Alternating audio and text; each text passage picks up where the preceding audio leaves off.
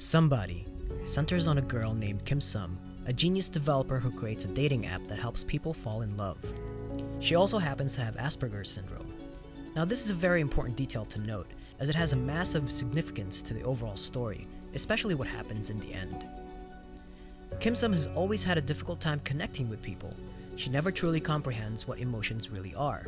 But with the dating app she creates, she ends up meeting and falling in love with a serial killer, Sung Yun-oh. Yun-oh is a straight-up psychopath. As the events of the story unfolds, he uses the app to meet women and murders them. It is revealed that his first victim was actually an accident, but as it turns out, it was the gateway to his true nature. Our story takes center stage as Yun-oh gets involved with Gi-yun, who happens to be Kim Sum's best friend. She ends up surviving her encounter with Yun-oh, which leads her to chase after him for the sake of revenge. We then also meet Mok-won, a shaman with divine powers that can sense spirits and even has visions of the future. The three women end up entangled and embroiled inside the world of this serial killer. For Gi-yun and Mok-won, it's justice. For Kim Sum, it's love. A love affair develops between the two, and it seems that finally, Kim Sum has found the love that she has been searching for. For Yun-oh, he's found the perfect partner who understands him, even one who admits that killing someone makes her feel euphoric. Case in point, the gang of men who tried to assault her. Things eventually take a turn in the final episode of the drama. Let's break it all down and try to make some sense of it all. As his walls begin to close down on him, he starts to lose his edge, and eventually loses Kim Sum. They meet one last time in Kim Sum's home, and a very important conversation unfolds. Not much was said, but it carries significant meaning and weight. 난 우리의 아지트에 가보고 싶어요. With this very line, Yun-oh hesitates, then agrees. It was as if he knew everything was coming to an end, but somehow in his mind there might be a way for them to live in their new home together. In the closing act of the story, it's Kim Sum who decides that she must be the one to kill Yun-oh. She really tried to help him, but there was no chance for him to survive. Just like the cat that was hit by a car, she ends up killing it and ends its misery. And because Kim Sum has never truly understood how to deal with emotions, her decisions are not affected by it. She can easily separate the facts and live objectively rather than subjectively, thus making it easier for her to do what must be done: kill him. The breaking point in all of this was Kim Sum and someone. Someone has been in her life since the very beginning, the first one to truly understand her. And the moment she saw the footage of Yun-oh smashing someone to bits, something clicked. We see Kim Sum subsequently work together with the CEO Samantha to trace their call from the hideout. And in the end, she finally got to see someone turn purple, which was another catalyst in passing another threshold in her condition. The show ends with her finding a new form of stimuli in a video game her colleagues are playing.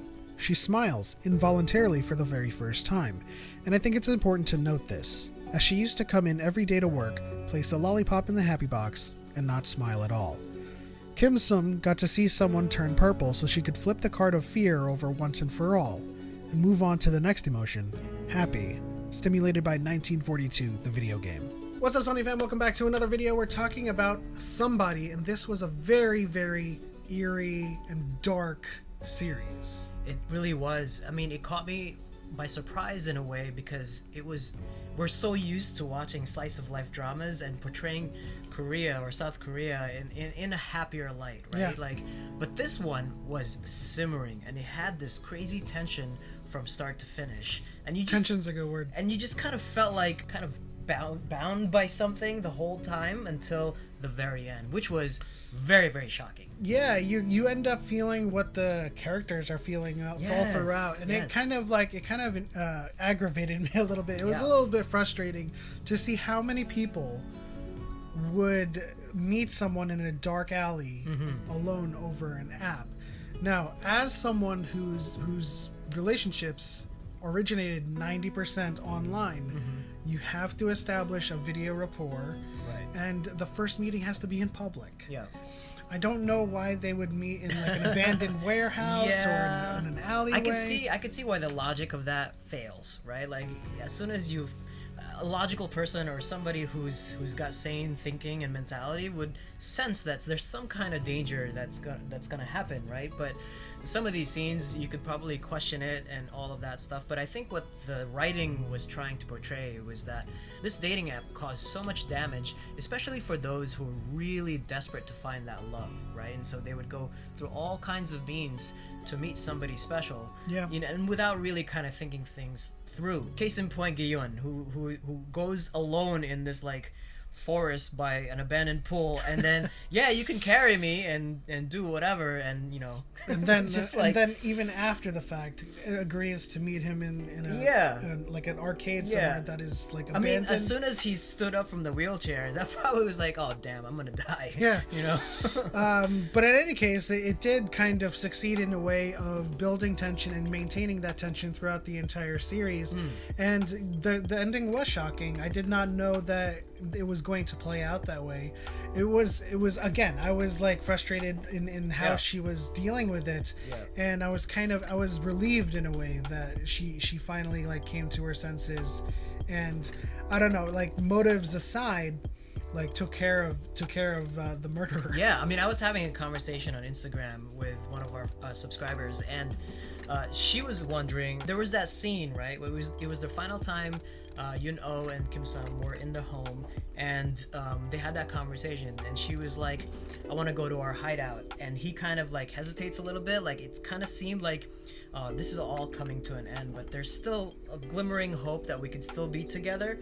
Hesitates a little bit and says, yes, like sure, yeah, we'll go there at some point or something like that. But I think that was really the moment, and as you pointed out earlier, that as soon as Kim Sum saw Yun-Oh like just destroying someone, I think there's something clicked there, and then she was able to kind of just separate her emotions and facts and began on this crusade of using deepfake technology to track him down. That was actually kind of interesting. That was awesome. In a way, it's kind of like an allegory to how this tech studio has handled the situation from the start, not cooperating with the authorities, not giving up information, and now they're well on their way to impersonating people and maybe even like inserting fake AI to have these conversations, and perhaps that's the next step of the app to make sure everyone is safe.